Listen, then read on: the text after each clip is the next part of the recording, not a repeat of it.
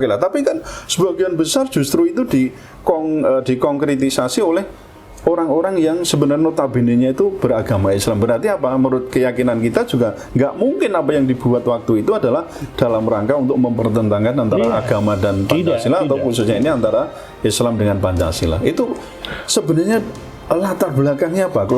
Kelompok maksudnya orang-orang atau mungkin ada sebagian dari pemerintah yang takut dengan persoalan itu, Pak. Assalamualaikum puan dan tuan. Anda berjumpa kembali dengan saya Profesor Suteki di channel yang radikal, ramah, terdidik dan berakal. Puan dan tuan dijamin tidak akan merugi mengikuti channel ini, maka jangan lupa untuk subscribe, like, comment, and share. Jelas sudah. Jelas itu tidak ada sama sekali. Tidak ada sama sekali peringatan sebagaimana dimaksudkan dalam undang-undang ormas itu tidak ada. Itu hanya serta-merta. Dan anehnya seperti tadi disampaikan belum ada langkah hukum, upaya hukum pemerintah dalam hal melakukan pemberedelan lah atau mengambil. Bahkan sebelum itu mungkin harusnya ada pembinaan dulu, Pak. Tidak ada pembinaan tidak sama sekali. Jadi hak FPI sebagai badan hukum ini dikebiri, dinegasikan. Nah itu yang kita sayangkan, penerapan hukum yang tidak sesuai dengan dogmatika ilmu hukum. Ya kalau menurut Abang ini mencerminkan apa sistem pemerintahan yang macam-macam, sementara kredo kita kan ini adalah negara demokrasi, Iya, Pak. karena kan jelas Prof bahwa Pasal 28D ayat 1 Konstitusi menyebutkan itu aksiologi hukum kita, tujuan hukum kita, rahidah hukum kita, disebutkan secara jelas kepastian hukum yang adil. Kepastian hukum yang adil ini kan tidak semata-mata dia pasti tapi juga adil, baik dalam pasti dan keadilan itu dalam hal prosedural maupun substansialnya.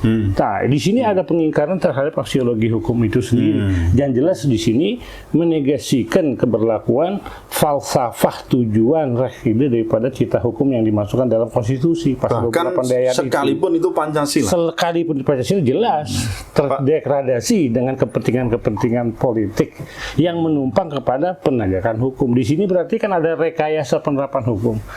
Seolah-olah secara penafsiran deduktif konklusi itu telah diwujudkan dari premis minor untuk masuk ke dalam premis mayor. Ini rekayasa inilah yang kita tentang. Nah, kalau misalnya kita mendasarkan pada statement bahwa FPI sudah melakukan tindakan yang sebenarnya harusnya dilakukan oleh penegak hukum, itu menurut Abang apa itu benar? Tidak benar. Dan ini sama persis dengan apa yang dialami oleh Hizbut Tahrir Indonesia. Tidak ada upaya hukum yang menyatakan bahwa FPI telah bertentangan dengan melakukan tindakan-tindakan yang seharusnya dilakukan penegak hukum, tapi langsung dengan kekuatan Perpu Ormas pada saat itu hak konstitusional Badan Hukum FPI langsung di HTI. Langsung diputuskan bahwa tidak lagi dapat berlaku sebagai badan hukum. Dan itu hal yang sama berlaku kepada FPI. Dan saya pernah mengatakan bahwa HTI pada saat itu dia hanya entry point, pintu masuk. Arahnya, tujuannya adalah bagaimana syariah Islam ini yang diperjuangkan secara konstitusional itu melalui kekuatan hukum positif dapat dinegasikan. Padahal antara Pancasila dengan syariah Islam itu kan dua sisi mata uang yang sama, dapat dibedakan tapi tidak dapat dipisahkan. Kalimatun sawa itu jelas bahwa Pancasila adalah syariat Islam karena dilahirkan dari pendekatan-pendekatan kaidah-kaidah dan usul kaidah-kaidah Islam yang tidak membedakan antara keberlakuan kemahaslatan di dunia dalam bentuk pemikiran dalam hal ini Pancasila dengan universalitas. Lalu sebenarnya di mana, Bang, alasan-alasan mereka yang menyatakan bahwa ketika misalnya mau diterapkan Islam tuh ini pasti akan mengancam Pancasila, mengingkari nilai-nilai Pancasila. Sebenarnya mereka yang khawatirkan di mana? Kalau kita lihat tadi kan betul bahwa Pancasila dirumuskan tentu melibatkan para ulama kan, itu kan para ahli-ahli pikir Muslim juga, meskipun kita tahu di Panitia 9 juga ada Mr.